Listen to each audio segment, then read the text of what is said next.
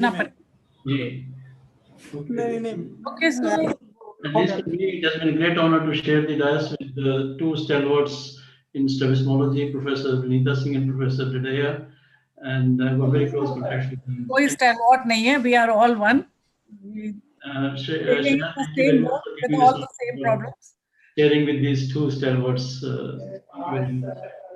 We must actually congratulate Shreya, Dr. Mehul, all of us and the speakers that for a change, we are only 4 minutes late in ending this session. Yes, ma'am. That can happen when chairperson like all three can be there, like you. Like you see, most of the times we are always saying we are short of time. Now you please. Here we are not saying that.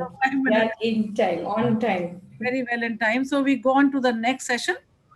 Yes, I'm grateful to Dr. Vinita ma'am, Dr. Subhash Dedia sir, and Dr. S.K. Sharma sir to lead the session wonderfully, and all our students and all of us learned so many things from all of you three. It was a very great discussion, and I'm really, really grateful to all three. And the most important, I say, we are in time. I still feel, Shreya, that study methodology, and research methodology is something which is very close to my heart. But every time I enter into a discussion, I land up in blind alleys while discussing with people. So that is one thing which we must really focus on while doing our PG. Absolutely right, ma'am. Yes. Thank you so much. So we'll move on to next session. We are practicing since so many years. We all have some or other interesting case. Yeah, it is possible that we may not have recorded, and few have recorded. Even we may not have recorded when we listen somebody, when we hear somebody speaking about interesting case, and we come to know, oh, I also had the same case. So let's learn from the experts and people who are doing so many surgeries, OPDs since so many years. So it is a great academic session of interesting cases. I'll request, I'll just share my screen.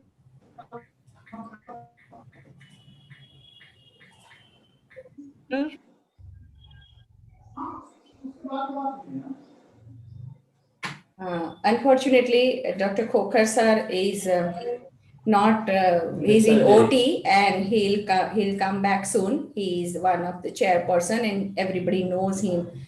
Dr. A.K. Khurana sir has joined. Sir, have you joined? I couldn't see you, sir. So Dr. A.K. Khurana sir is a person, and here also Dr. Vinita Singh ma'am is chairing the session, and she is a professor head of KG Medical University at present, and she has got lots and lots of teaching experience, and we have already listening her since 1 hour, and how her heart drives to the research and technology. Thank you so much, Dr. Vinita ma'am.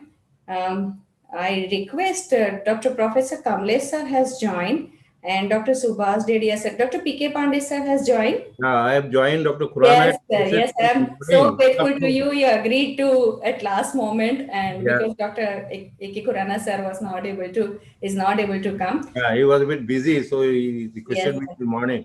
And I am sorry, I saw your cell about 2:25 right now. I could not be there with you, except for the inaugural part.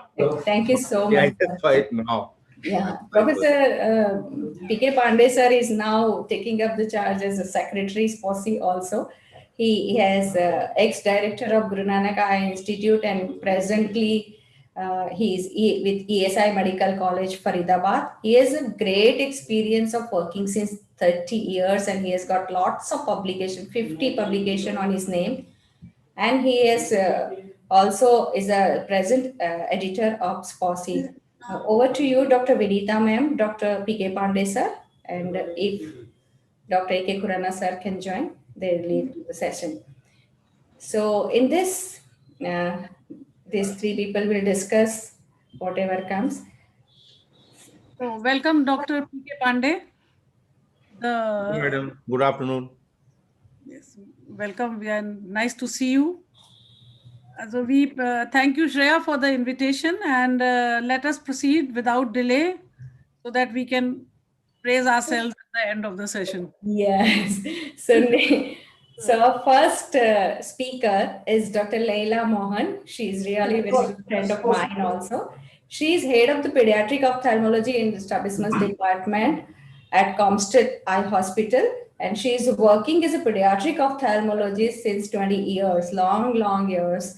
And she has got done her observership and pediatric, her fellowship also in the pediatric ophthalmology. She's got great interest in pediatric glaucoma too. And she has presented lots of papers in national and international conferences. So over to you, Chairperson, for discussion. And Dr. Leila Mohan, I invite you to speak. Welcome, Dr. Khurana. Good evening, ma'am. Good evening. Sorry for late joining. Thank you so much for joining. Everyone. Thank you, Dr. Shreya, for that. Dr. Pandey is here. I don't think they know of anybody else. Thank you, sir. Thank you. I'm here as per your instructions. Yes, you need to be. Thank you, sir. Thank you. Thank you. Yes, sir. Dr. Leila, you can continue with your interesting case. Thank you, madam. Thank you for. I thank SPOCI for this wonderful opportunity, and thank you, Dr. Shreya, for that introduction and this opportunity. So this is a case of unexplained visual loss in a child of 4 years. So we often see children with vision loss which cannot be explained by our clinical findings. Often they may be labeled as ametropic amblyopia if they have a refractive error. And subtle changes in the media should be closely watched for. Progressive astigmatism may point to the onset of keratoconus, as has been already pointed out by one previous speaker, warranting a corneal topography. Temporal pallor of the disc warrants an imaging of the brain or orbit, and macular pathology can be best seen by an OCT. I present here a 2.5-year-old boy who presented with intermittent squinting of 6 months duration. And on examination, he had intermittent exotropia of variable angle of deviation from 30 to 40 prisms. And his Newcastle control score was 5. Visual acuity was 618 by picture chart with astigmatic correction of minus 1.5 at 180-degree axis. And fundus examination did not show a sharp reflex at the fovea, but there was nothing other than that. He was given an over-minus correction of minus 1.5 in addition to his cylindrical correction in order to encourage fusion, and he was advised follow-up after 6 weeks. During his second visit after 6 weeks, his Newcastle control score improved to 3. That means he was fusing more often, and he was tolerating the over-minus correction well and was very compliant with glasses also. So he was advised to continue his glasses and advised review after 4 months. He came after 6 months with a deterioration. His score has deteriorated to 5 in spite of his glasses, and a detailed cycloplegic refraction was done, and the refraction remained the same. Fundus examination did not show significant pathology and was advised to continue the over-minus correction because he was tolerating it, and review after 3 months.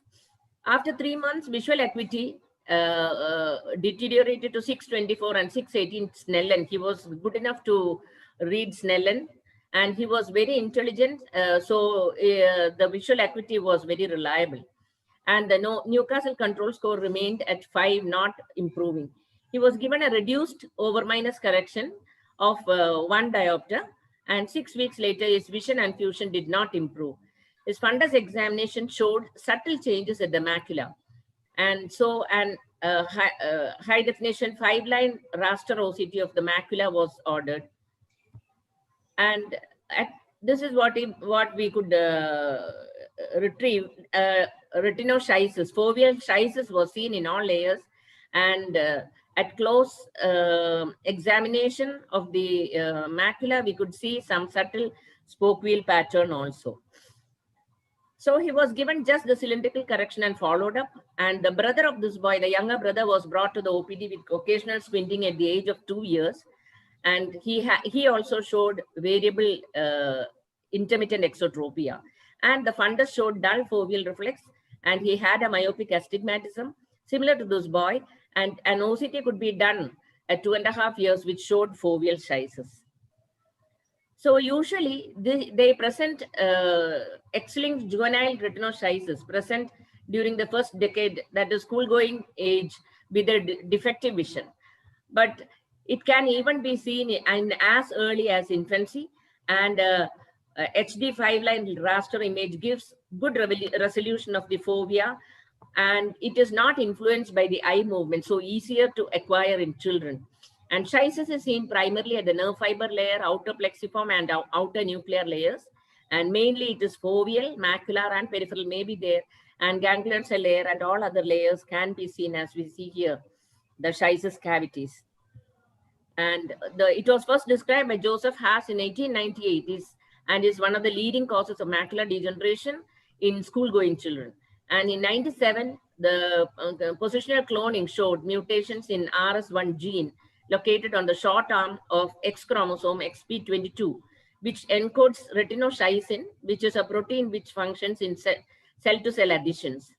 And in 2004, Erickson showed the role of OCT in diagnosing the cystic cavities. And 2006, Apushkin et al. Studied the effect of topical carbonic anhydrase inhibitors in reducing these schisis cavities with 2% dorsalamide in these cases. And OCT has changed drastically the diagnostic approach for XLRS, and 82% of the patients with macular schisis was not seen ophthalmoscopically by Jonathan et al., who studied extensively this and who classified XLRS by OCT findings in 2006. And later, both clinical and OCT findings were incorporated, and the modified classification differentiates the phenotypes into foveal, lamellar, complex, foveo-peripheral, peripheral, and atrophic. 6 of them are cystic subtypes, and the other atrophic, which is seen in later life.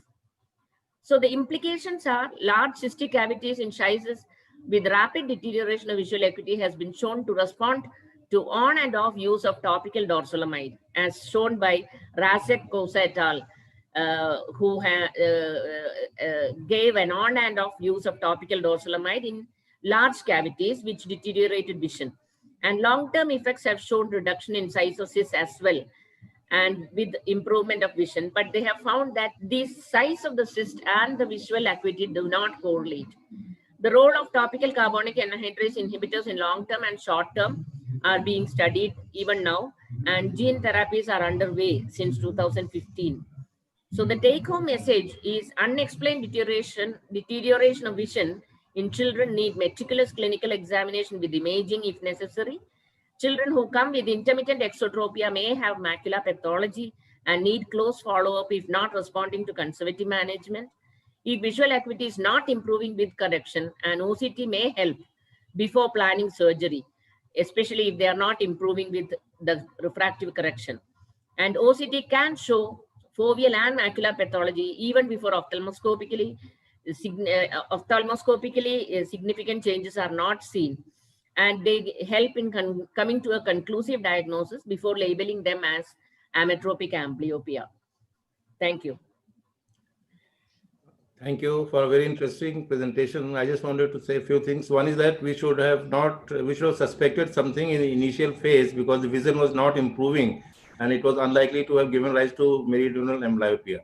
So I think we should have suspected, there should have been some suspicion, I think. Another thing is the 3-year-old was little early to confirm the visual acuity, but then consistently he was not reading well. So that is why we decided to. And deterioration, which you documented, the visual acuity, whatever it was, it actually dropped in a subsequent examination. And the other thing is these exodeviations, they do happen in this kind of visual loss, and this high minus therapy or minus therapy is usually good for high AC by A ratio cases. So it doesn't work in all the cases, and it works in a small amount of, say, about 20% diopter, 25% diopter. This deviation was a bit large for that kind of therapy, but I think still he showed good response to that initially. But since the condition progressed, then it obviously worsened. So I think it's a very interesting case and very interesting presentation for all of us who are doing strabismus, that we should keep in mind these possibilities because they are not clinically very obvious. And OCT is, I think, very diagnostic of this condition, as Madam has shown. So I think we should order such investigations whenever there is an indication. Thank you for very nice presentation. Dr. Laila has come up with very, very clear take-home message from her observations. It's a very interesting patient. And the real take-home message that she has brought up is what I would think, that if our clinical findings are not being able to explain the visual deterioration, we must have our eyes open to look for the cause. And intermittent exotropia or even a unilateral exotropia occurring in a very small child must always lead us to try to look for something. And OCT, of course, is very helpful, and we are able to diagnose these things pre-ophthalmoscopically. And this is X-linked. So boys are affected. Girls will by and large be not affected. So there are two brothers which were affected. I think that's another thing to keep in mind, that girls will not be affected because they are XX. So only the XY will be affected by and large. Boys must share some of the bad things. We always share more than our load. Thank you, Madam. I think it's a very good message that we can include OCT macula as a routine in amblyoptic patient. We may get many new findings. I think some of these cases, if you are having OCT, there is no harm in doing OCT done in every case. Those which are where we can't explain the visual loss, maybe I think that may be. Yeah, the main We indication. cannot explain. Yeah, unexplained visual loss. You know, Maybe. for meridional amblyopia, there has to be some amount of astigmatism. I mean, if it doesn't explain, then we got to look for something else. Yeah, that's what I was saying. We should have suspected that there's something else. So, well, always has to suspect something, I think, to be able to reach. Doubt is very important. If you are certain that you will not reach anywhere, so always have doubt. I think that works well. So let's go on to the next speaker. Is that right? Dr. Ramesh Murthy. Yes. So good to see you. Welcome.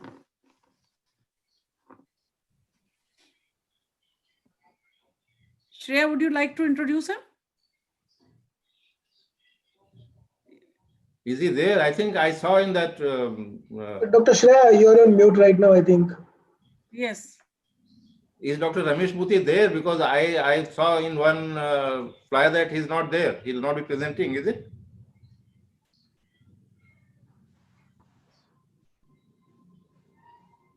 Ramesh Murthy, somehow he is not able to come and he is not present in this case. He is coming up for the debate. And our next speaker, Dr.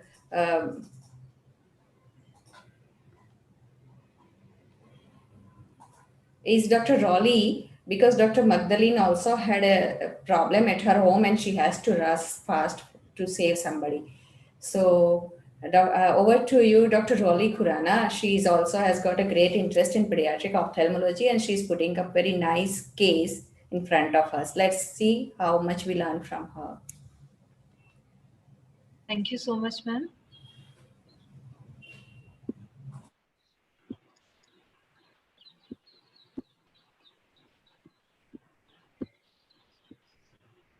Is my screen visible?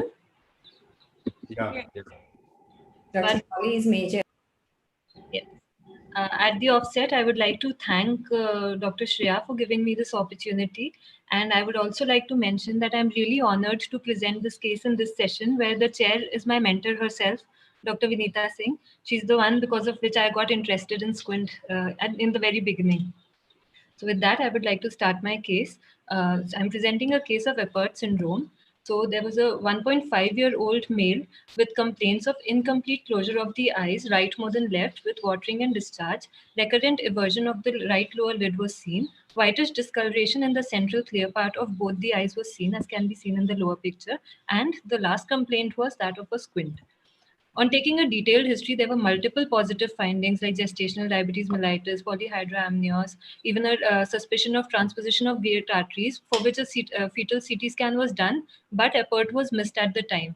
But the positive findings correlating to our case was an increased paternal age, which is a known risk factor for Apert syndrome. Also, he had already undergone an craniotomy surgery at 9 months of age, and they had recurrent episodes of microbial keratitis since 15 days of age. Proptosis, according to the parents, had improved after cranial surgery. So on general examination, we could see an acrocephaly and marked proptosis was there. There was a prominent forehead with irregularity. A cleft palate was there with dental anomalies, and syndactyly confirmed the diagnosis of Apert syndrome since it is absent in Pfeiffer's and in the Cruzen syndrome. On ocular examination, the child was fixing and following well uniocularly as well as binocularly with a central steady maintained fixation, though he had a poor attention span. Down slanting palpebral fissures were there, a small cylindrical refractive error was there, ectropion more laterally on both the eyes could be seen, and a lower fornix prolapse with chemosis kept occurring again and again, and exposure keratopathy of both the eyes was seen. A head posture of a left head tilt with a chin up was noted. On orthoptic evaluation, we took the head posture only as a chin up because the child had orthovision and orthotropia in down gaze, and he also on MRI showed fused cervical vertebrae, which was probably the cause of the head tilt, as the head tilt was maintained even when the child was sleeping. So he had a large left exotropia with a right eye fixation preference, and no excyclotorsion on the fundus was seen, and there was no evidence of disc pallor. So at this stage, we advised right eye patching to bring him to an alternate fixation. Antibiotics and lubricants was given for the corneal exposure, and hypertonic saline was used to correct the fornix prolapse. Vertical taping and regular follow-up was done. Also, we went and checked the old photographs of the patient, and at the time of birth, there was no proptosis at all, and the squint increased after the craniotomy surgery. And at the time of presentation, the proptosis had also progressed in spite of the surgery. So when we checked literature, proptosis usually doesn't immediately present at birth, but it is progressive and is likely to develop within the first few years of life. While the child was patching, we decided to observe him for a year or so. There was recurrent troublesome chemosis, which was corrected again by the same treatment as mentioned above. However, exposure keratopathy had now resolved with a residual scar, and it was not there in the visual axis. On pre-op evaluation, primary gaze, now he was alternating, was 70 to 80 prisms of exotropia with a 5 to 10 prisms of right hypertropia. There was elevation and adduction in both dextro and levo gazes. There was an ortho in down gaze, and also I could feel that there was some kind of a superior oblique underaction in the levo version gaze. However, I felt that it could be a pseudo superior oblique underaction due to the excyclorotated orbits. So an diagnosis of exotropia with V pattern with elevation and adduction with excyclorotated orbits was made. We went ahead and checked the literature. So excyclorotated orbits leads to aberrant insertion or malformation of the extraocular muscles, aberrant insertion especially of the lateral and the medial rectus, leading to an incomitant horizontal strabismus, most commonly exotropia. Also, the MR pulls the eye up and the LR pulls the eye down, leading to a pseudo inferior oblique overaction, which could give us a V pattern, but it is a pseudo inferior. However, there could be a true inferior oblique overaction because there is lack of support to the inferior oblique muscle because of the orbital floor recession and midfacial hypoplasia, leading to this V pattern. Another hypothesis is that the desagittalization of the muscle because of the shallow orbit, leading to the angle of superior oblique not being 54 degrees anymore, could also lead to a true superior oblique underaction and thus a secondary inferior oblique overaction. So we went into literature and checked what would be the likely surgery to benefit the child. And most papers said that dealing with the inferior oblique would be the more corrective procedure. Vertical offset of the horizontal muscles can be supportive but not effective alone, was said by one study. The other study said that vertical offset of horizontal muscles showed no improvement at all. However, one case report said that superior shift of the lateral recti with fixation suture at 18 millimeters from the limbus did show correction. So also we checked literature for the timing of surgery. One study said that 6 months to 1 year after cranial surgery and midfacial surgery is okay because it allows the changes in the orbit to occur. But there was another study saying that only 9 out of 140 cases showed changes in squint after the cranial surgery. Thus, an early surgery to restore binocularity is the way to go. However, another study said that proptosis increases with age and the squint pattern also changes with age, and hence we should wait till later, as it was seen in our case also. Another study said that just by 1.5 years to 2 years of age is the adequate time when we should go ahead with the surgery. Now, with all these studies in mind, we went ahead and did the imaging of the MRI orbit and brain. and checked the position of the muscles or any aberrant insertion or absence of any muscles. However, all muscles were present.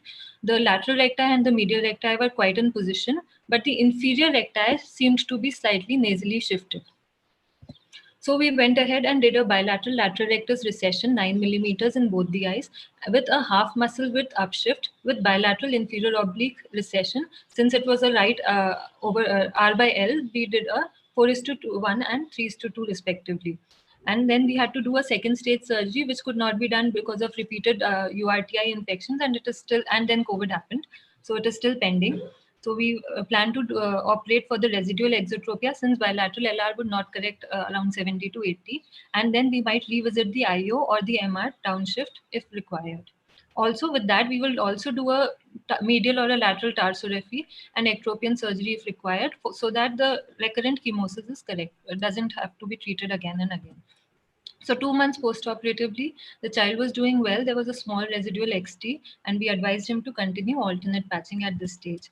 At 1.5 years post-operatively, the pattern had collapsed. The elevation and adduction was corrected. However, a small squint was left, as was seen even at 1.5 months of age. The chin-up head posture had also resolved. So the take-home message is that strabismus is only a part of effort.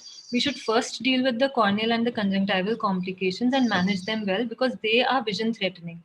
And also to manage to decide which surgery to do, imaging is a must. We should rule out the absence or aberrant insertion of the muscles, check the positioning of all the recti, and surgery should preferably be done after an early craniotomy surgery. So if a craniotomy surgery is done well in time, it gives us time for the squint pattern to change, and then we can do an early surgery at least 6 months after the craniotomy surgery, so that we can handle both, we can get a good binocular result also. Thank you so much.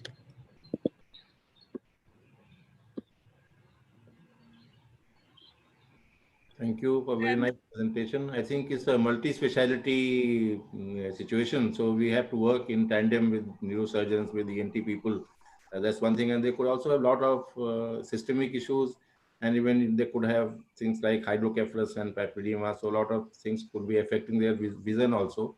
And they're very challenging. As you rightly said, that there could be absence of extraocular muscles, especially superior oblique is quite often absent in these cases. You will find reports of series of superior oblique, bilateral superior oblique palsies in these craniosynostosis.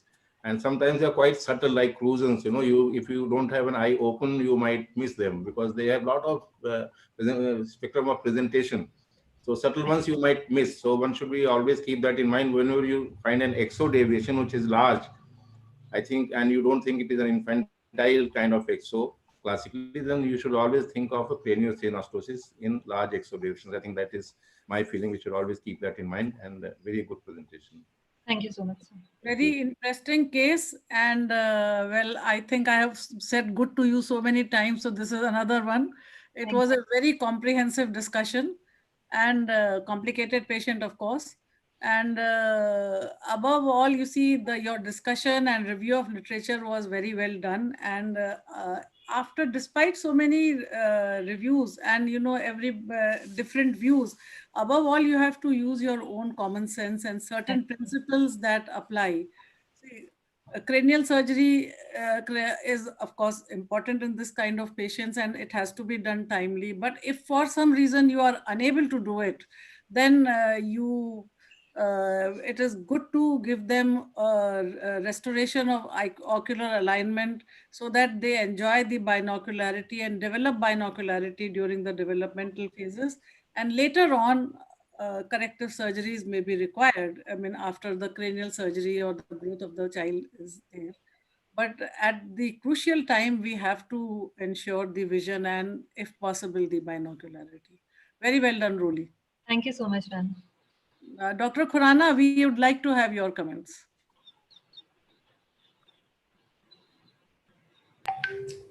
It's mute, sir. So you are unmute. Please unmute yourself. You have to unmute, sir. Welcome, Urmil. Good evening. Good afternoon, ma'am. I was about to say, काफी देर से wait कर रही हूँ. कोई break आए. So I would say good afternoon to you. Yes, sir. Good afternoon, Again, sir. Good afternoon. I think she has very nicely presented. Only one comment that since the ectropion and lateral exposure is there, I think that should be tackled earlier to prevent. Already there is an exposure keratitis, which I think you should have done along with the squint itself, especially in the right eye. Thank you. What is the incidence of the case? What is the literature showing? How much is it? Till date, we have the National Organization of Rare Diseases have reported only 300 cases till 2019 for Apert syndrome. And this was the first case reported. Apert was the first case reported in 1906. 1906. 1906. So the first one followed by Cruzen in 1912, I think. Actually, sir, there was the first case was in 1895, but it was clearly described and reported by Apert in 1906. Yeah, so it is more than 100 years, and it has a lot of cases have been described. And Still only 300 of them, yeah. Yeah. Thank you, Dr. Roli. And our next speaker is Dr. Reema Rawal, and she's Associate Professor and Head of Strabismus and Squint Department at CH Nagari Eye Hospital. She has authored many books, many chapters in so many books.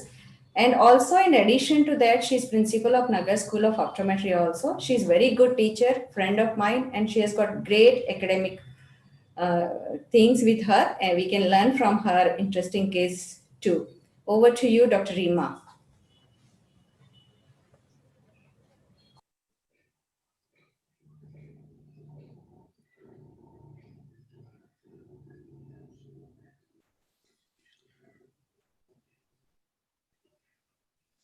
Yeah. Good afternoon, everybody. Am I audible? Yeah. Yeah. And is my screen seen well, sir? Yes. Yes. Good afternoon. Yes. First of all, it's a great pleasure to be talking in front of such panelists and great teachers. It's such an opportunity. And thank you, Dr. Shreya, for giving this opportunity.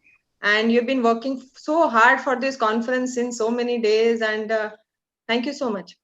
So I shall be presenting and I shall be talking about an interesting case. That is a surgical dilemma. And actually, this was not the case I was going to present till 4 days back. And this something comes up and I thought it's really, it would be interesting to put it forward in this panel to get your views about the case. So I just changed it in the last minute about 4 days back.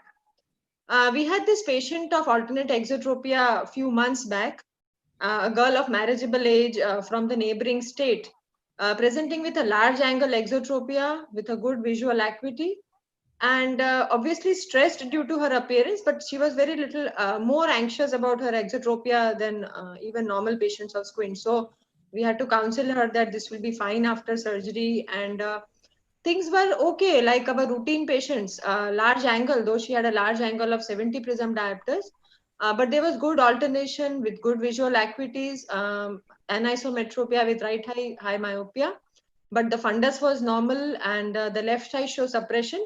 So we could almost, kind of promised an excellent results that this is a simple case and you don't have to worry.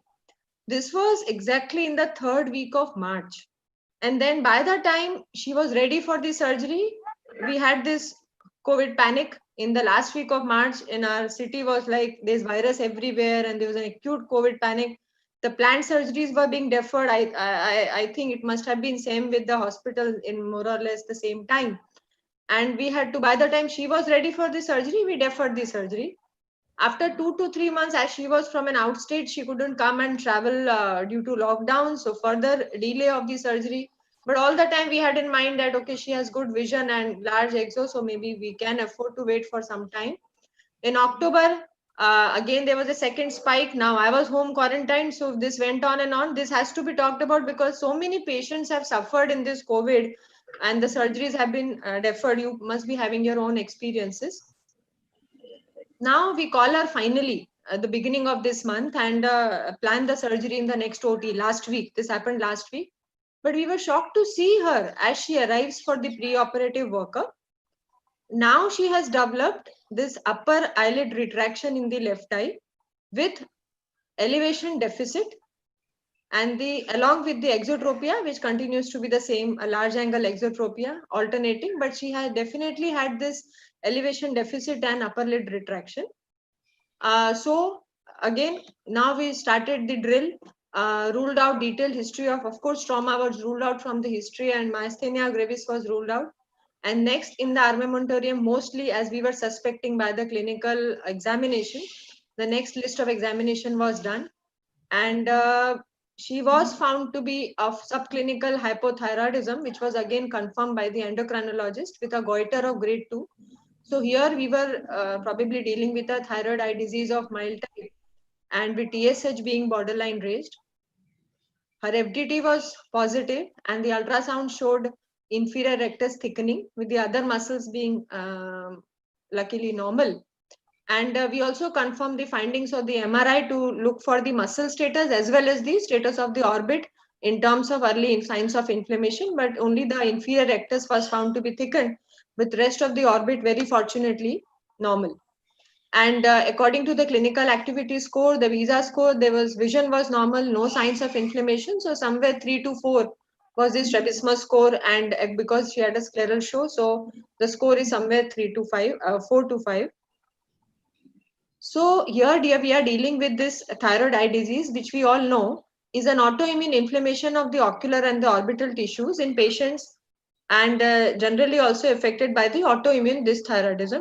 And we all have to accept it that despite 2 centuries have passed since the first description of thyroid eye disease, the management of strabismus still remains a challenge. It's not simple flowchart or a thumb rule which goes on with these patients. Why inferior rectus is most commonly affected? Because the inferior rectus is the bulkiest and the most tonically active extraocular muscle. And that may be the reason, the degree of muscle activity and hence the blood supply being a factor, that it is many times it is the only muscle which is involved, which may be unilateral or bilateral. So what happens to the muscle here, as we all know, that the Graves' disease related autoantibodies inside the orbital fibroblast which differentiate variably into myofibroblast and lipofibroblast, and along with deposition of the glycosaminoglycans, and these bind to water and lead to tissue swelling and fat expansion, which after healing in the quiescent stage would lead to changes of fibrosis. But very fortunately or surprisingly, this patient did not show the signs of inflammation or proptosis. Now they can be variable presentations in that. The risk factors have been said to be genetic, environmental, stress. We did all the while we did realize this girl was under stress, severe stress because of her ocular condition, and immunological could be a risk factor. And we all know that in these patients of thyroid eye disease, most of them are found to be hyperthyroid, but 5% may be euthyroid and 5% hypothyroid, as agreed commonly with most of our studies. And the Rundle's curve talks about the pattern of the disease, where the plot of the orbital disease severity against the timeline phase, where the inflammatory phase may last any time from 6 to 18 months, with orbital or periorbital signs which are not there in this patient, except for the lid retraction. The static phase with decrease in the inflammatory phase and minimal improvement, and the quiescent stage where there will be gradual improvement with improved motility and the retraction of the muscles. And the surgical advices are mostly in the quiescent stage if the patient can wait for that long. So our plan in this patient is, of course, keeping a level check of the hormones and the constant supervision of the endocrinologist, the steroids, activity score on follow-up, a repeat force reduction test, wait for the stability, which may be minimum of 6 months, and then plan the surgery. But what next? Here I would like to ask to the panel, because the patient is really insisting for the early surgery as her marriage is on cards and she has been waiting for the beginning of the year for this strabismus. And the role of steroids, because she doesn't have much of inflammatory signs, how long to wait for this surgery, and the sequence of the muscles to be handled, most important. And I would really like the panelists to please guide me on this for this. And these are my references, and I put my case to rest, and I ask for your opinion. Thank you. Very interesting case. I think only thing is there was only one muscle affected in this case. Only Yes, one sir. inferior rectus. Yes, sir. So that's it can happen, but it's not a very common presentation. And Exactly, sir. Yes, and it's sir. a very young girl, I think. How Yes, old sir. is she? Sir, she's 26-year-old. 26, okay. Yes, So I think yes. part of this management would go to physicians, internists, and we will be there. But I think those hormonal aspects they will have to Yes, sir. look into. And this thickening, we also should think of. I'm talking otherwise, like cysticercus can also affect one single muscle and may present. But Yes, of course, sir. presentation here was more Okay, suggestive sir. of thyroid Yes, sir. problem. Yes, sir. Yes, Definitely sir. lead retraction and all that. Yes, sir. So it's a very interesting and rare presentation, and I think we'll have to take into account internists and how they want to manage it. And of course, her marriage can wait because we should not be doing unethical things just because she wants to get married. Yes, So sir. Yes, sir. that That should not too, be we should not reason be should guide unethical. us, but we should always wait 6 months. Yeah. Whenever we are treating these patients, they should be stable for 6 months before we do surgery on these cases. And surgery in these cases is quite difficult because these muscles are quite tight. Exactly, And sir. the results are not very good. So one has to be a bit guarded in whatever surgery we are doing. We should have Yes, clarity what we want to do. Yes, One sir. thing, Thank you, one thing unusual about this patient is that Yes, ma'am. before she showed us signs of thyroid eye disease, the Mhm. lid retraction and the limitation or restriction in elevation. We talked about that. Yes, Even ma'am. before she showed us that, she presented to us as a plain and simple case of Absolutely. alternating exotropia. Yes, ma'am. And I'm sure we have a detailed clinical examination at that time. Yes, ma'am. We will have to go back to that as to what was the duration of the strabismus and what was the behavior of that exotropia prior to development of this lid retraction and the signs of thyroid eye disease. Okay, ma'am. One more thing, I'm sorry for interrupting. One more thing I want to say that did she have diplopia? Because if this No, was sir. No, sir. She had, when she came earlier, when I'm speaking of March, she had a large alternate exotropia with left eye suppression. Actually, and she did not have diplopia, sir. This was even after asking a leading question. Could that be because of her deep suppression, long-standing suppression, sir? She didn't have diplopia, sir. No, I'm talking of when she came last time. Very much be When we knew that IR is thickened, at that time, did she have diplopia? Did she No, have- sir. No, sir. She didn't have diplopia. She didn't have, sir. Probably because of the large exo and Large exo and suppression, sir. That is the only thing I can answer this, why she didn't have diplopia, sir. that could be one reason. But Yes, if, sir. if you put in prisms, then probably she, if you are able to bring the images closer, Yes, sir. maybe she would complain. Sir, she is still with us. As I told you, she came just last week. So we are going to, because then her systemic examination and CT scans and everything. But when she comes in the follow-up, definitely, sir, we'll do it at the prisms and confirm it again, sir. So it was likely intermittent exotropia and super added thyroid eye disease. I think there are two conditions which we are dealing with Yes, here. So we have yes, to sir. Yes. I think, understand. Dr. Gina, we must congratulate you for a real wonderful presentation. Thank you, sir. And here I will just like to mention that you are lucky that you not already operated her for exotropia. Exactly, sir. Exactly. That is what I Many was times about to say. you operate the patient and the patient will always say it is because of you that you operated Because of my you. eye Because of and I COVID. have got this disease. Because of COVID. Yes, sir. After surgery, anything that happens to the patient is because of the surgeon. Absolutely. Because of COVID has been COVID. lucky. Because of COVID in this case, you know. But we have seen many cases like this. They are implicating the doctors for all things what is happening. Yeah. Absolutely, sir. And needless to Absolutely. say that she has absolutely rightly pointed out that first we need to control her thyroid status and the inflammatory part. And of course, after that, we need to tackle the surgery. Yes, sir. And that has to be decided how much you need to do for exotropia separately. You can't do 3 muscles even at No, one sir. time. Yes, sir. It has to be phased. And for lid retraction also, if it doesn't improve, This, you yeah. need to do either the LPS recession or even sometime they do respond even with the through subconjunctival route if we inject triamcinolone into the LPS muscle also. Okay, they sir. do improve, yes. So Okay. COVID saved you. Yes, COVID is Yes, sir.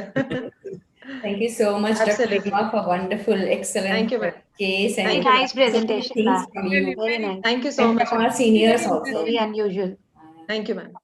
So next speaker, keynote address by Dr. Helena Hurirai, and she is from Brunei. And I'm so grateful that within short period of time, she just agreed to speak on a very important topic also. She's been members of many societies, including Asia Pacific Academy of Ophthalmology.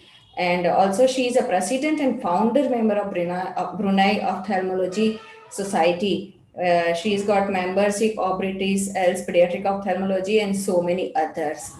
She's received so many awards, including US Asian Fulbright Visiting Scholar Awards and the Commonwealth Points of Light Awards and YASCA Award. And that is a long list of awards she has received.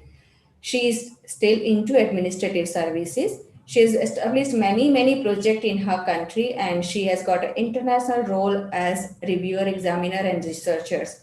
She is an excellent teacher and she loves teaching and training. She has got lots and lots of students with her, and I really looking forward to learn something from her. Over to you, Dr. Helena. We are here to listen from her, hear from you. Thank you so much.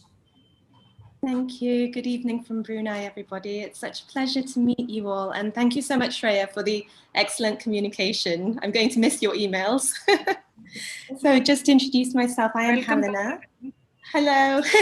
And actually, my colleague, pediatric ophthalmologist here, knows many of you. His name is Mr. Mohan Ramalingam, and he conveys his regards to everybody. So without further ado, one of my main passions in Brunei since I returned, besides medical education, is actually the very vulnerable group that we have, which is the special needs children. So when I returned to Brunei, what I did do was set up the Brunei Special Needs Eye Care Service, just to address this very unique group of patients, which traditionally, when I was trained in London, we'd come in and then just say, oh, stimulate the vision, look at some contrast cards, see you in 6 months. But since coming back, actually, I'm working with a pediatric neurologist and our child development center to implement an early vision intervention program in this group. So I'd just like to share with you what we've done so far. Thank you so much for this opportunity, and I hope this builds links between SPOCI and the Brunei Ophthalmology Society. Okay, there you go. Just checking everyone can see my screen. Yes, we can see. Okay, great. So the title of my talk today is Early Vision Intervention in High-Risk Children and the Practical Considerations. Now, many of you work in a private setting, but for ourselves, we work in a public setting. Research is something that still needs to be improved within our service.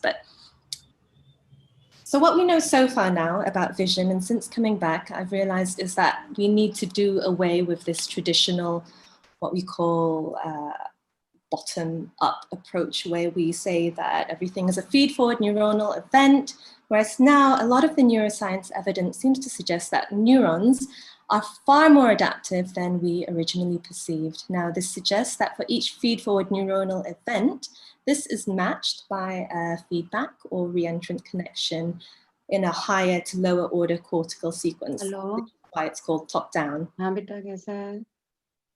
And for each child and each brain injury, each special needs case that we see, they each have their own individual vision potential.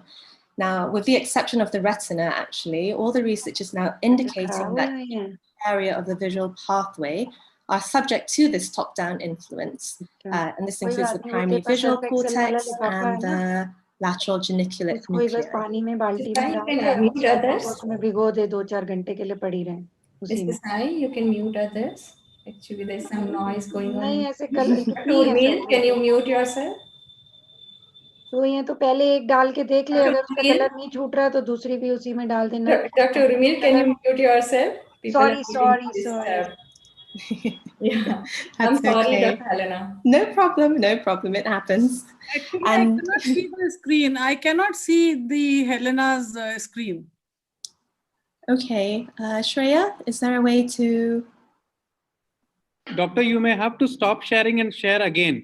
Okay, let me do that. How is that? Perfect Yes, now. that's fine. Yes, perfect. Okay. We can see So now. just, yeah, okay, Yeah. wonderful. So in terms of what we're doing now is that we are going in early, and by early we mean less than 8 months of age, and we're targeting the neuroplasticity in a very purposeful way. So we're talking very, very purposeful, regular, daily stimulation of the vision of these children. And this is to try and improve the potential of a brain injured child to see. So next slide. So what we have now in Brunei, which we've just established this year, is the Brunei FOVIA Working Group. Now this is FOVIA standing for Focusing on Vision Early. And this is an early intervention program for children with vision impairment, and we're targeting the age ranges between 0 to 5 years. The group itself is made up of a large team. We have a pediatrician who specializes in child development, pediatric neurologist, myself, the neonatologists, and then the allied health professionals, as well as our orthoptics and optometry services. So in terms of my role and your role as well, for those of you who do deal with this vulnerable patient group, so all the SCUBU and NICU patients, as well as CDC, which is our Child Development Center registered patients, we make sure that they are assessed within the first 4 months of life. They have an orthoptics and refractive examination. Usually we use the teller acuity cards or preferential looking. And then in terms of keeping a registry, as well as keeping track of their subjective changes in vision, we use the Hoyt visual level. And that was a retrospective study which he carried out in, I think, in 2003, as well as full cyclopedic refraction. They undergo a comprehensive ophthalmic examination, and we unfortunately don't have a very comprehensive VE sort of electrodiagnostic service here, but we do ask for help from the neurologists for this. In terms of the MDT input, we get neuroimaging. In terms of genetic testing, this goes to Singapore because we're a very small population. We're only 400,000 here in Brunei. And then we involve the allied health professionals and then the parents as well. Most importantly, really in this case, is the parents. So this is our program. It was designed to be parent and patient-centered, and it's adapted from the Malkovich rehabilitation of CVI in children. So what we do is that we teach the parents about light stimulation and location in the first 2 months of life. So we give them a pen torch, they take it home, and they shine the light. This is more so for the level 1 vision, where they're just, you can tell they're perceiving light, but not fixing and following or able to focus. And we ask patients to shine the light in the children's eyes 5 seconds in one eye, 5 seconds in the other, just for light stimulation. And then we ask them in 2 months whether they feel the patients are starting to focus or starting to follow a small light target. We also give them checkerboards to try and stimulate probably more the bottom up visual processing reaction. And so the parents take those cards home and show them to the patients for about 10 minutes a day. And then as they progress, as they get older, because this program, we are aiming to be about 18 to 24 months in total for each child, then you do want to incorporate the top-down influence with these contrast cards. So you get a bit more of complex images, and then we can move on into increasing detail with the rainbow sensory balls if the child is showing any improvement in vision. So it's just been implemented this year. So I'll be more than happy to share the results in about 2 years from now.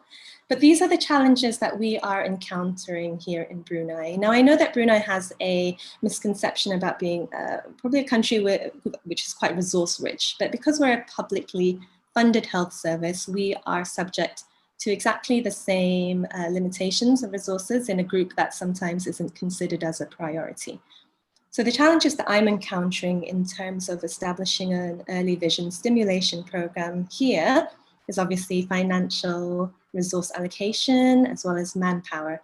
So now we're turning more to a public-private partnership. I'm involving much more NGOs as well as looking for funding from elsewhere. And especially as we all know with the pandemic this year, funding has been cut all across the board. In terms of the training itself as well, it's rolling it out into our occupational therapists, our speech and language who are already overstretched, and then trying to teach them to incorporate this as well into their therapy sessions has been a challenge, but they are more than happy to take it on board. It's just time management and time constraints. And then obviously passing those skills on to the parents, because as we know, the children spend the most time at home with their parents, and any reports of improvement in vision really do have to come from them. As we know with this special patient group, they always have, especially if they have ocular involvement, more than likely they have neurological comorbidities, and sometimes those take precedence. Now, a literature review has shown that the most beneficial results in vision improvement is within the first 8 months. And we do worry about this missing the neuroplasticity window, or the maximum time where we could get the most results, because then you don't really know whether the stimulation is just due to chance or is it due to our purposeful stimulation. And I'm not sure what it's like in India, but certainly in Brunei, we are facing this paradigm shift where it's a very fatalistic society. So they kind of say, well, this is, you know, God's will and nothing can be done. So it's giving that psychological support and encouragement for the families and getting them to persist with the program. It's about empowering the parents, because they are quite, you know, in a hopeless situation when they do come to us. And then it's also changing our own society's perceptions here of special needs children. So in my closing remarks, I would just like to say, especially when dealing with a special needs population, we are pediatric ophthalmologists, and so besides being physicians and surgeons, you do end up becoming their psychologists, their counselors, you become an advocate for this group, a source of hope when they're feeling really low, and an educator as well. So thank you very much. These were the references from the papers in terms of the physiology and the program that we adapted from. So thank you very much for having me today. Thank you. Thanks a lot, Dr. Helena. And I'm grateful Dr. Sudarshan Khokhar sir is already there and to take up the charge also. If audience and anybody has any question for Dr. Helena, I'm so grateful to you to give us excellent knowledge. Thank you, Shreya. Yeah, I think that's a great talk, Helena, and you're taking a good step towards the improvement of the vision of the kids. I mean, because these are the kids who are going to live for next, I think, 80, 90 years. Whereas if you put money for people who are getting cataract at 60, 70, maximum, they're going to stay around for 40 years. So I think the priority has to be clear. I'm really surprised a rich country like Brunei, which is an oil-rich country, does not fund for the kids. I think that's when they send you to UK to get your trainee, so they must have spent some money. So tell them not to send more people to UK, but you can use the resources to get equipment. I think a VER is a must in your setup. Yes. You can't do without that. VER, VEP is a must. And secondly, I think all these kids need to have a MRI, because basic thing is up there. So you have to take care of that, and you have to have the physiotherapist. So I'm working in a hospital, AIIMS, All India Institute of Medical Sciences, and fortunately our government gives us all the funds, and I think most of these people do have access to the VERs and all. Because if you can't catch this problem early, it's not that all the CVIs are going to have bad prognosis. No, I think it's a misconception. We have a set of patients with the Downs, which we had, and earlier when we started about 20 years back, everybody said Downs patient, don't touch. I mean, they don't want to get anything. Now, most of these kids have gone to college, are doing well, and I mean, it depends on what kind of phenotype you're getting. I mean, it's not that all are doomed. Similarly, the CVI patients also, if you can pick them early and stimulate the way you should, up and down movement, I mean, those are the excellent things. And mind you, even if the brain is not functioning, the nerves, neurons can be put back to work. I mean, that's where it counts. And the earlier you start it, the better it is. And I think head off to you, Helena, just talk to your administrators and tell them to put some money and get some resources. Good job. Yes, absolutely. Thank you so much, Professor. And also, and that's the thing about the MRI, what they are very good at doing here is instigating the MRI and letting us know so that the child doesn't have repeated GAs. So I'm able to do a baseline EUA at the time as well. Yeah. Don't send to Singapore. Do it yourself. Thank you so much. I know. Thank you so much, Dr. Helena. And I'm so happy that Dr. Khokar sir is back. Sorry, I was in the OT and I'm taking a week off next week. So I put all the patients today. So OT finished from 3:35. There were I'm about so 5 grateful that you are pediatric back. cataracts and 2 of 3 were subluxury lenses. So I thought I'll finish the work and come. So I'm sorry I got stuck. Thank you so much, sir, for at least late, Pleasure. but you came, you joined. Always I'm pleasure, extremely Shreya. grateful to you. And who doesn't know about Dr. Khokar sir? He's got 168 publications and he's It's already okay. HOD of AIMS Delhi, and he's into the services since many long 38 years. So we'll have a great discussion when he's back with us after doing surgery. The next speaker is Dr. Jay Kelkar, and she's already done her DNB FRCS from National Institute of Pune. She has also got 26 publications on her name, and she has written very good book on pediatric eye care for parents. She's been working in this pediatric field since 16 years.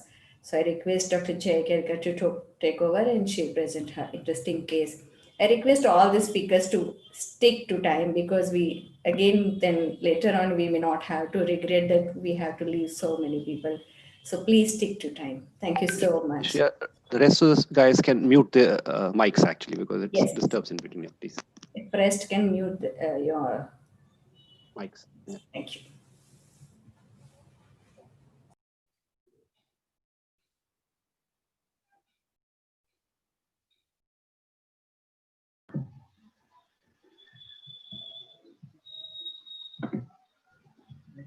Thank you very much, Shreya ma'am.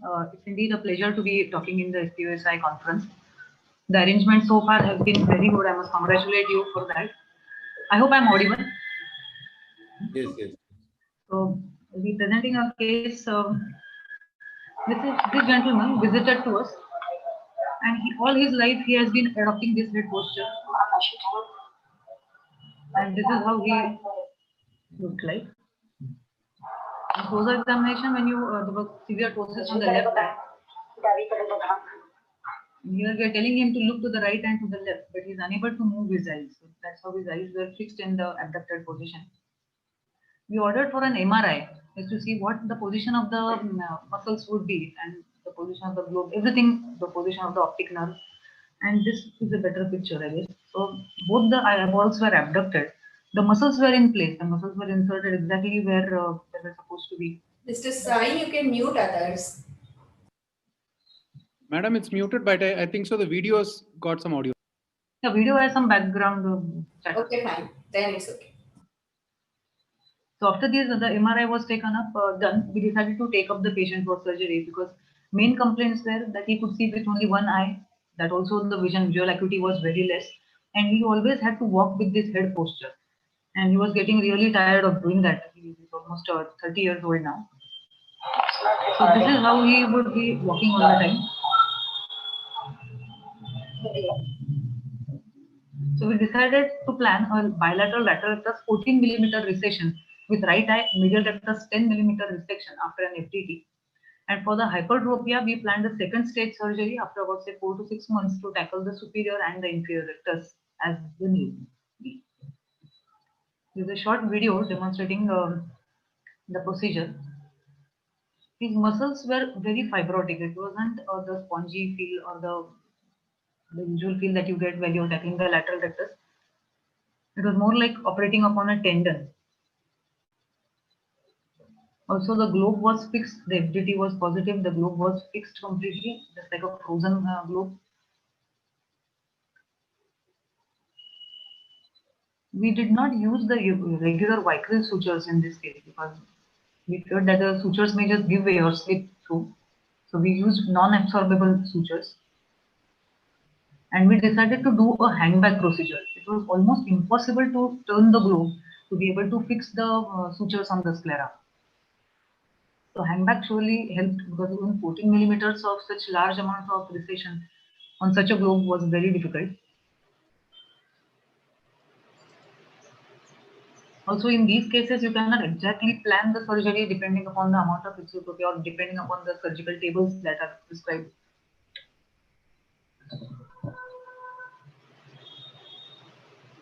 of the lateral rectus and similarly the medial rectus also.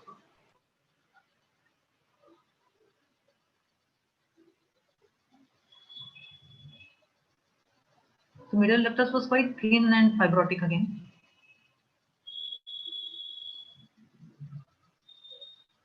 And yeah, so pulling the muscle was, we were fearing that the muscle should not get disinserted because of the amount of traction that was being exerted on the insertion. And here we could successfully manage to do a 10 millimeter resection.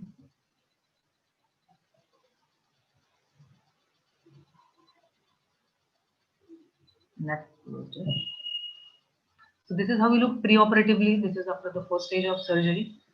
The patient was quite happy. So they decided to look up the literature. So I've added a few points that this disorder is included in the category of congenital cranial disinnervation syndrome, and it results from a defect in the development of both superior and inferior branches of the third cranial nerve. The clinical presentation depends on the number of affected muscles and the degree of fibrosis. There are several other associated findings and systemic features also, such as optic nerve hypoplasia, globe retraction, microophthalmia, inophthalmos, oculocutaneous albinism, markers and jaw winking phenomenon, and cerebral, cortical, and basal ganglion maldevelopment. In the involved eye, predominantly the affected muscle behaves like a fibrous band, causing a loss of elasticity of the recti. Our patient had a hypoplastic right optic nerve, and the left eye was very difficult to examine the fundus there. So here one cannot plan according to the standard surgical tables as the surgical anatomy is altered. So Daniel et al. Has described supramaximal horizontal recess procedures with adducting traction sutures left in situ for 6 weeks to prevent the eye from getting abducted and thus reducing the chance of a post-operative exotropic drift. The hangback suture that we did, well, they provided a beneficial option instead of placing sutures on the globe. There have been problems with the hangback and people have reported that you require re-explorations and recessions. However, at the end, the result with hangback is quite good, and so also has been reported in the literature. In contrast, it has been also there have been free resections of the nucleus cut. The lateral rectus has also been reported and suturing it to the periosteum, but that has not been as powerful as suturing it to the lateral orbital periosteum, as in decreasing the exotropia in CFU1. So just merely cutting the muscle free of its attachment to the globe is often unpredictable. We did contemplate doing that, but came up. The muscle may reattach to the globe and continue to exert some force on the globe.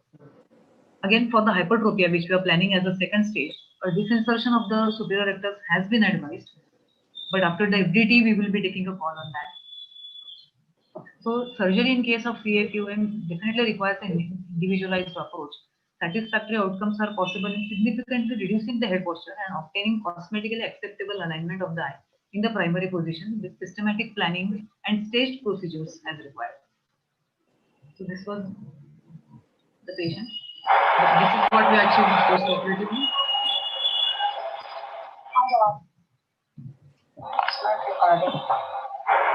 That was the pre-op and this is the post.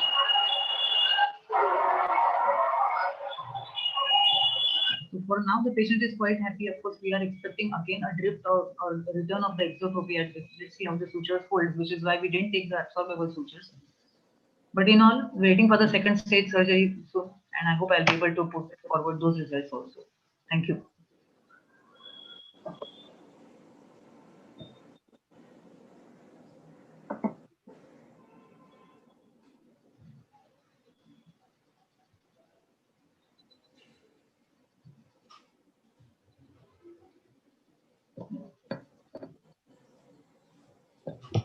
Dr. Khokar sir, Dr. Khurana sir, Dr. Pandey sir.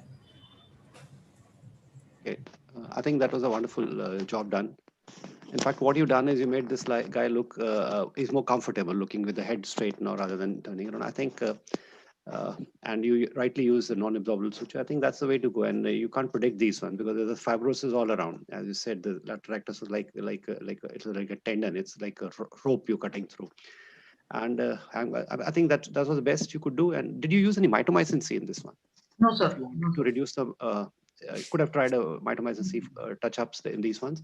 Whatever you do, at the end of the day, they don't work as well. So just keep an eye on this and see if it drifts. Don't be in a hurry to go for the second procedure because this might shift. So give it about a 6 months time minimum. And once it comes to a position which is the primary again for him, and then from there you plan out the surgery again. Yes. Great job. Thank you, sir.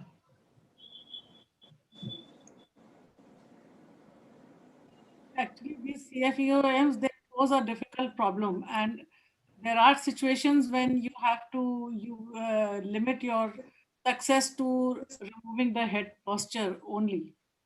That's about it. So patient gets a comfortable head posture, and we all know we have to refrain from doing resection surgeries. And even, hooking the muscles in these patients is sometimes so difficult. There is no place to pass the hook. There is no place to pass the blade of the scissors. You have to sometimes take the pivot on the hook and use your scalpel to cut the muscle. And I'm sure you said that you did not find place to rotate the globe and put the stitches, so you had to resort to hang back surgery. You've done a wonderful job. Thank you very much. Can I say something? This was CFM2 you diagnosed. Hello, Dr. Kelkar. Yes, sir. And the globes were quite clear. This is autosomal recessive disorder. Was there any family history? No, so the patient was not accompanied by any family member. A friend used to bring him along, and the patient himself was quite mentally challenged. He was not able to give all the answers correctly. Because these are very challenging situations, and Yes. Tuchel syndrome and CFM2, they are autosomal recessive, rest are dominant. Only thing is there was large amount of vertical deviation here, which normally you don't see in CFM2. Usually the globes are near to the lateral canthi.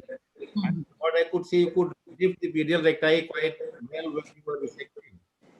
Once they are fibrous, it's not easy to lift. I mean, they were very easily lifted. So, I mean, that was a bit unusual presentation to my mind.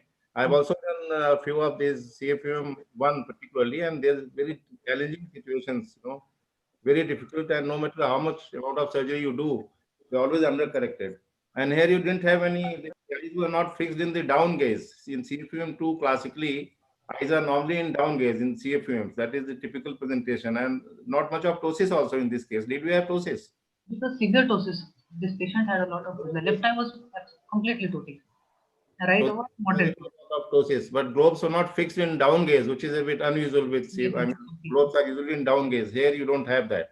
So I think one has to look at the differential diagnosis, though it's very interesting and challenging case, but it's not a very typical probably case of CFM2 because there are certain features. Thank you so much. Thanks a lot, Dr. Jai, for presenting a wonderful case. And our next speaker is Dr. Amit Mohan. He is working at Sadguru Netra Chikitsalaya Postgraduate Institute of Ophthalmology, Chitrakoot, Madhya Pradesh. He is into this field since 10 years, and he's a very senior pediatric ophthalmologist there. He has been awarded by certain FICO and AIOS subspecialty awards also. Over to you, Dr. Amit. I request all of you to stick to time because we have many sessions ahead. Thank you.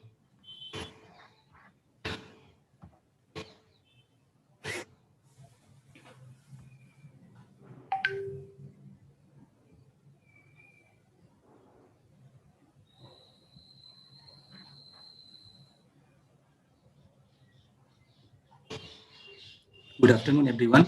I am going to present on series of cases of acute acquired committed esotropia in children associated with excessive online classes during COVID-19 pandemic.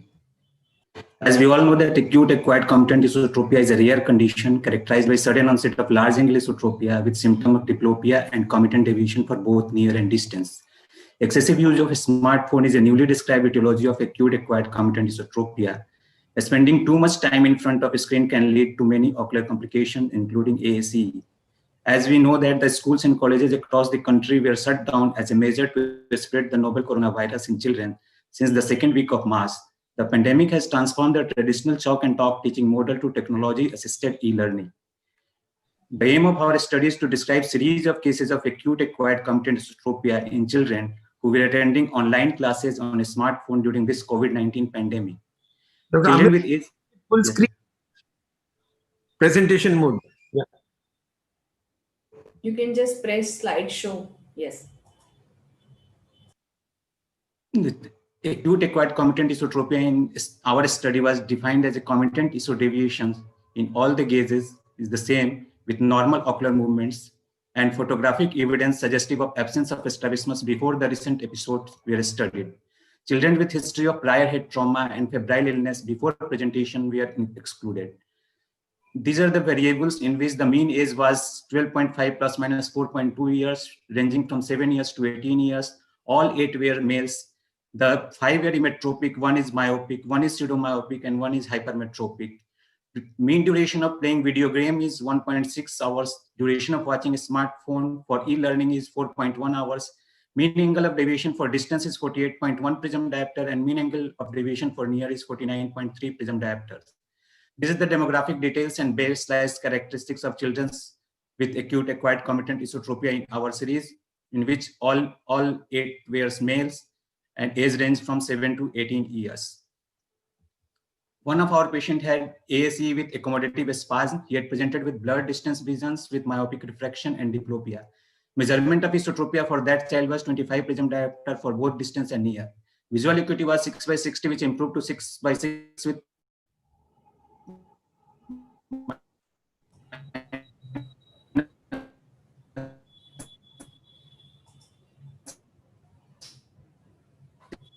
diopter sphere in both eyes in a follow-up, but not for deviation. Anterior segment examinations and fundus examination revealed normal findings in all children. Ocular movements were appeared to be full and painless in all gazes in either eye of all children. A neurological examination and CT scan of brain and orbit was normal in all patients. These are the 9 gaze photographs of our patients. This is the case 1. This is the photograph of case 2. This is the case 3. This is the photograph of case 4. This is the photograph of case 5. In all the children, there were committant esotropia with normal ocular movements. One of the children with a stable angle for 3 months was operated with both eye medial rectus restriction with attainment of a stereopsis of 5/52 of R. This is the preoperative 9 gaze photographs of the child who was operated, who has the 40 prism diopter esotropia with normal ocular alignment, normal ocular movements. This is the preoperative haze chart of that child. This is the diplopia chart of that child which shows the equal separation of images in all gazes. 1 week post-operative 9 gaze photograph shows eyes straight with normal ocular movements and attainment of stereopsis of 5/52 of arcs. This is the post-operative haze chart of that child. This is the post-operative diplopia chart of the dead child. So to discuss the acute acquired committant esotropia is an uncommon presentation of esotropia in children. The etiopathogenesis of ASE in our series is proposed to be due to excessive near work with development of increased tonus in the medial rectus muscle resulting in esotropia. It is very clear from our study that there was a single factor of a smartphone use as per history, which led to ASE in our series. A strong relationship between ASE and excessive smartphone use was proposed by Lee et al. in their patients who used a smartphone for more than 4 hours per day over a period of at least 4 months. In our series, all children were using a smartphone for online classes for more than 4 hours a day since month of April 2020. Surprisingly, we are seeing these types of patients after 4 months of lockdown, which is in favor of finding of Lee et al. To assess the digital eye strain in our series, we have done several studies on digital eye strain in kids during COVID pandemic, and the 2 studies have been accepted for publication as a desk study 1, which shows that there is increased prevalence of digital eye strain among children this COVID era, which is accepted for publication in the January issue of IZO. In the second study, DEST 2, we have assessed the binocular accommodation and vergence dysfunctions, and we concluded that online classes more than 4 hours were more detrimental to abnormal binocular vergence and accommodation parameters than online classes less than 4 hours.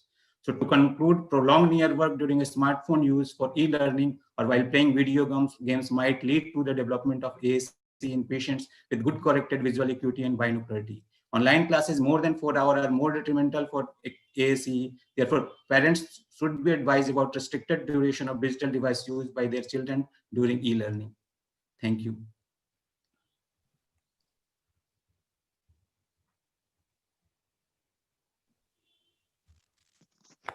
Shreya, how many speakers left now? Only one. Only one. Okay. Yeah. So I think in this session, only one. Yeah. Okay, in this session, that's what I'm saying. So that's okay. I mean, so Amit, yeah, I think this is quite understandable, and you did a good cohort. You picked up the students, and I think majority of them were still paying the fees to the school and getting studied. The kids didn't like this at all. But yes, then when you're using the accommodation more, I mean, anything which you use in Extend body is not going to be working in your favor. So this is what's happening here also. So you said both the articles are published now, right? Amit? These are going to be published, sir. In the January issue, one in the Okay, ISO so they accepted actually. Accepted, yes, sir. Yeah. So what are the total range you got in these patients for the near point? I mean, any specific, did you use the RAF in these ones, or did you check the near point of accommodation for these kids? I mean, there wasn't any shift in that? Because depending on the screen you're seeing, if you're seeing a bigger screen, your distance might be away, and if you closed on a maybe a cell phone, it might have a different impact on the system. We have also described what type of screen they are using, and most of the children who are using their smartphones of the 30 a smartphone at the near distance, they have more the accommodative spasm. So you suggest that they should have a bigger screen in the house to reduce this problem, right? Accommodative spasm is not ACE, that is accommodative spasm. That is not classified as ACE. When you see ACE, there are 3 types which have been broadly described. These will probably fit into Fanconi type, that very small hypermetropia, and maybe these had some esophoria which has broken down into a phase probably with long-term smartphone use. What is important to keep in mind is that some of these could have neurological disease which could also present with ACE. So there could be certain features like nystagmus or some other features which may keep it away, but one should always keep in mind that there could be a neurological problem, and probably an MRI may be indicated if you suspect that there could be a neurological issue. CT may not be enough to give a proper, to rule out a neurological involvement in these cases. So one has to be careful, because if there is a tumor sitting and you do surgery and later on something else happens, so one has to be careful in these cases which are acute onset concomitant esotropias. Yeah, I think that's okay. I think Shreya, we can move on, because I think Dr. Pradeshma has a session in the other teaching class. Thank you so much. Thank you, Dr. Amit. And I invite Dr. Gunjan Saluja. Over to you, Dr. Gunjan Saluja. You have your interesting case here. Yes, thank you, ma'am. Yeah. Yes, ma'am. Yes, thank you, ma'am, for the. Take your time, because Dr. Pradeep Sharma has to go back and he's into the next session. Okay, so I'll start my presentation. A very good evening, everyone. Thank you for the opportunity.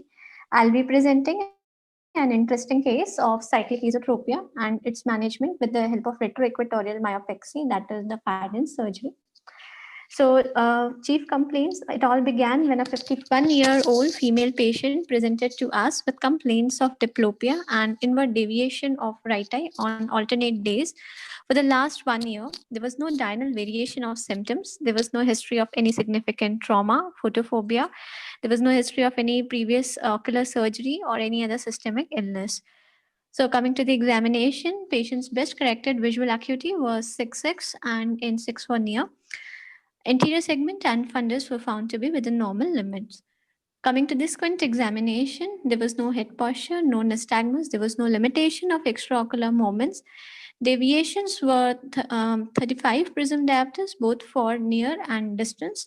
But to our surprise, and based on the patient's history also, what we found was on the first day, patient was orthopheric and binocularity was present. But on the very second day, patient had a ESO deviation of 35 for both near and distance, and binocularity was absent. So keeping this type of nature of the esotropia, we admitted the patient, we kept her under observation, and we found that the cycle was alternating after every 24 hours. So this is the above picture is of the right eye of esotropia on the squinting day, and the below picture is of the orthophoria on the non-squint days. So our differential diagnosis mainly included ocular myasthenia gravis, because most of the patients might just have diplopia as an initial presentation of myasthenia. And second was the cyclic esotropia. So myasthenia was ruled out because all the investigations which we performed for myasthenia came out to be negative. And MRI also revealed that there was no space occupying lesion present. based on the patient's observation and other thing, so and because the deviation was also 35 prisms, we just performed a right medial rectus posterior fixation suture at 14 mm. And this is the post-op picture at day 1 at 1 month, and in the right hand side we have post-op picture at 6 months, all of which having a stable deviation of around 5 degrees exotropia. So coming to our discussion, cyclic esotropia is a rare but an interesting entity, and as the name suggests, it is characterized by a 24 to 48 hours fixed cycles of ortho and hetero. Exact etiology and pathogenesis is not known. However, the various etiologies which have been reported include traumatic aphakia, retinitis pigmentosa, Graves' disease, ocular myositis, craniofacial surgeries, brachytherapy for intraocular tumors. The management is done according to the deviation on manifest days with recession and resection of the horizontal muscles. Surgery done corrects, it was the conventional belief that the surgery done corrects esotropia on manifest days, however does not result into exotropia on non-squint days. But the recent years, there have been case reports which have reported consecutive exotropia in the post-operative period on the non-squint days only. The management thus remains tricky. So retroequatorial myopexy can be tried. It's a posterior fixation suture which is done with the help of a non-absorbable suture. It is reversible. It creates a new insertion without actual disinsertion of the muscle, and because it's just changing the torque and not changing the length tension curve, the position of the eye in the primary gaze is not going to be affected. It's only in the direction of action of the muscle that the muscle is going to get weakened. A similar case report was reported from our center a few years back, in which patient developed cyclic esotropia after retinal detachment surgery. And for cyclic esotropia, just like a conventional surgery, a lateral rectus recession of 6 mm and a medial rectus recession of 6 mm and lateral rectus resection of 8 mm was performed. Following that, patient developed cyclic exotropia. That means he developed cycles of exotropia, one day exotropia and the other day he developed esotropia. So for the correction of that, lateral rectus recession with Fadden of medial rectus was performed and patient fared well. So to conclude, or a take-home message can be that cyclic esotropia is a unique type of strabismus, and retroequatorial myopexy can be a good option to manage cyclic esotropia. The procedure is reversible and that adds an advantage, but long-term studies with larger sample size are warranted for the indication of Faddens in this management of cyclic esotropia also. Thank you, and I would like to thank my mentor, Professor Pradeep Sharma sir. It was his surgery and his idea to perform this surgery in this patient. So thank you, sir, and thank you for the opportunity. Yeah, great, Gunjan. I think this is one of the situations where the Fadden is the surgery of choice, actually, because you don't want to change it during the normal straight posture. I think you've done a great job. I think, Shreya, I think we should switch over to the next one. And because Dr. Sharma has another. Yes. Dr. Roshan, can I say something? Just a moment. Yeah, please. Yes, but okay, just take a minute, please. Just a minute. I just wanted to say that Faddens is classically done for incompetence strabismus. And here it is a competent strabismus and we are doing Fadden. It is going to create a lot of incompetence in the side gazes, and they are not supposed to correct the primary position deviation. So what we are saying here, that the primary position deviation has got corrected and there has been no incompetence, which goes against the grain of Fadden. That is my... No. Yeah, that's okay. But what they're trying to say is once that muscle is coming into the action, its activity is reduced. That's what it's saying. I think Dr. Sharma wants to react to that. Basically, the idea is there is an extra innervation on the squint days, which Fadden is working on. And that is what it's taking care of. So there are situations in which, like nystagmus blockage, or those in which we may resort to a Fadden for such reasons. In this case, we have done, I think both of these have been published. First one was published in JPOS, in which we had done for a consecutive exotropia. And then there we had done a recession on the lateral rectus. And for the esotropic day, we had done the Fadden. The second case also now we have got it accepted for IGO. So these, and the good thing is that it doesn't create incompetence in these cases. Now these are unusual situations. In spite of being an incompetent, Dr. Pandey, you should note that here there is no diplopia in those cases. So this is a different situation in which it's an innervational problem and we need to do something different. No, the point is once the eye goes into that same side gaze, there is probably going to be incompetence because there is going to be more innervation flowing to the lateral rectus also by hearing stop if this eye is fixating.